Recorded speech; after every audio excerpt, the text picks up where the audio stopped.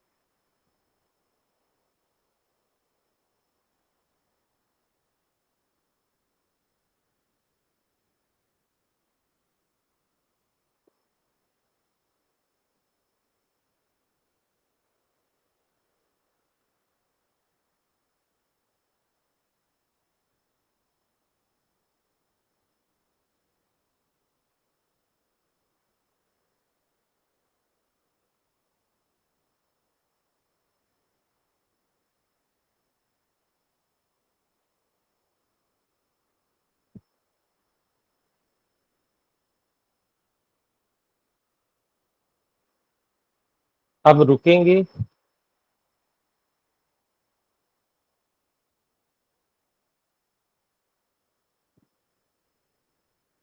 परमात्मा का धन्यवाद करते हुए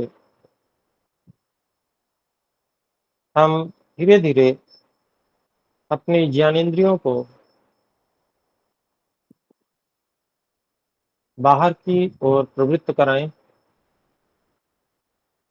कर्मेंद्रियों को थोड़ा थोड़ा हिलाएं, हाथों को। और अब हम दोनों हाथों को परस्पर रगड़ें।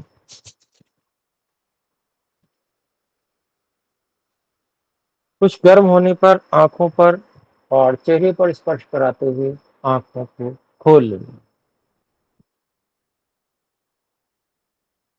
कुछ प्रश्न साधना की दृष्टि से आपसे पूछना चाहता हूं। आप हस्तोत्थापन के द्वारा उत्तर देंगे और फिर हाथ का चिन्ह हटा भी लेंगे, इससे अगला प्रश्न किया जा सके।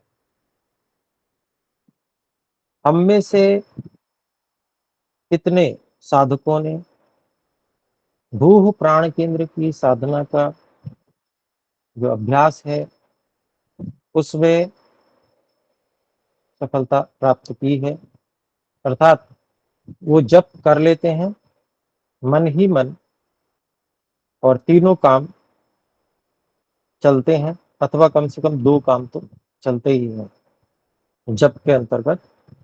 तो ऐसे जो भाई बहन हैं वे हाथ खड़ा करके नीचे तीन बिंदु हैं इनको छुएंगे और सबसे ऊपर हाथ का चिन्ह दिखेगा।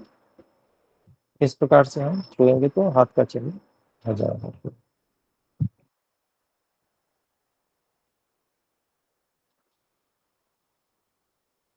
जी धन्यवाद। हाथ नीचे कर सकते हैं।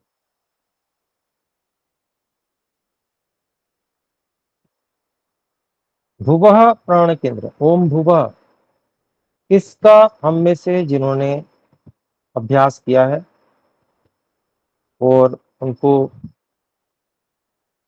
उसमें सफलता भी मिली है, क्योंकि पिछले सप्ताह हमने वो किया था, वे हाथ खड़ा करके बताएंगे। जी धन्यवाद। नीचे कर लें हाथ। तो मेरा आप सभी से निवेदन है, सप्ताह में केवल एक बार हम यदि साधना करते हैं तो उससे हमारा हित विशेष होने वाला नहीं है।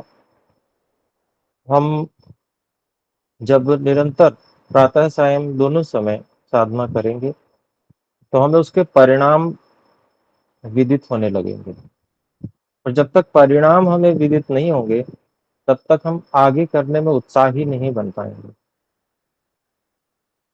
तो आज मैंने यहाँ पर जो कराया ओम स्वः का जप और स्वः प्राण केंद्र पर ईश्वर से प्रार्थना बलवान बनाने की, तो ये जो है सबसे महत्वपूर्ण स्थान है जहाँ पर अग्नियां पाचन करते हैं। तो इंद्रियों का सुख भी उसको ही मिल सकता है जिसकी पाचन शक्ति ठीक हो। अथवा हम इसको ऐसा भी कह सकते हैं कि जो अपनी पाचन शक्ति स्व प्राण केंद्र को पहचानता है, उसको ठीक ठीक जानता है और उसके अनुकूल उतनी ही मात्रा में जो आहार का ग्रहण करता है,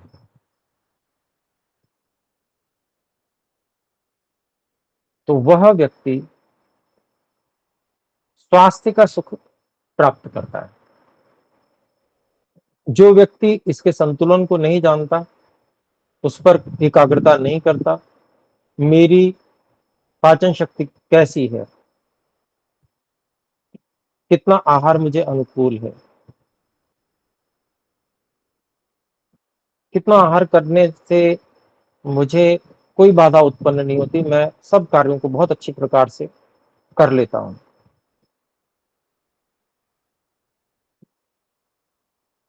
जिनको ये अनुभूति नहीं है और वे समय समय पे फिर बीमार पड़ते रहते हैं।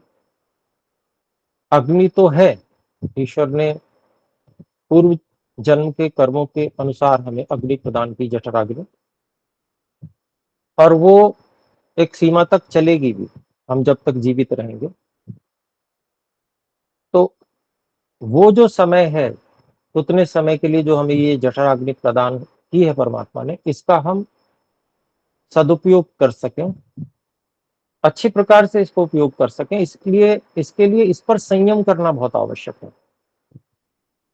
अर्थात इस पे संयम का मतलब हम इस पे धारणा, ध्यान और समाधि करेंगे तो हमें विदित होगा कि जो हमारी जठराग्नि है वो कितनी है, कैसी है। और केवल साधना समय में ही नहीं, व्यवहार काल में भी हमको यहाँ अनुभूति बनाकर रखेंगे, कहीं यहाँ अफारा तो नहीं हो रहा,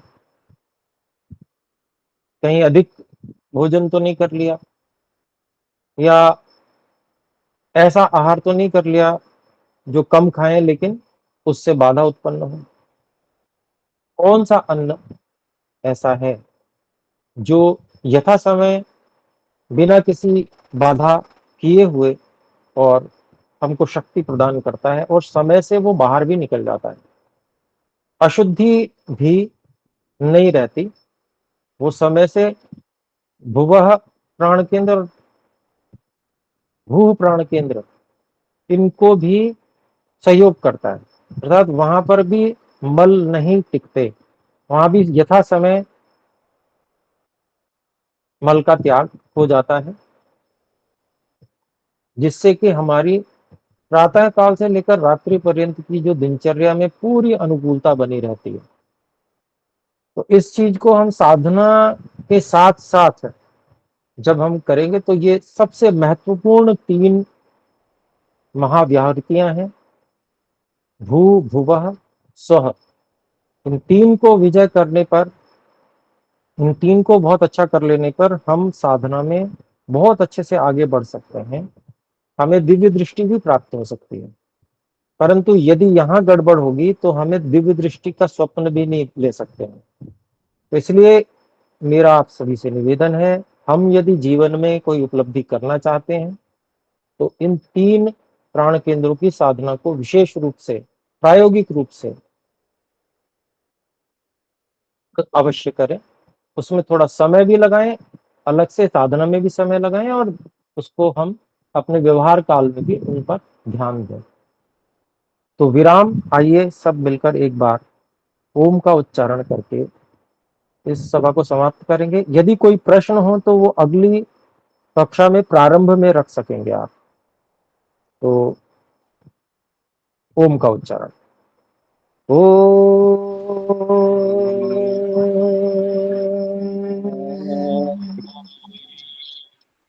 सभी को सादर नमस्ते। सादर नमस्ते गुरु जी।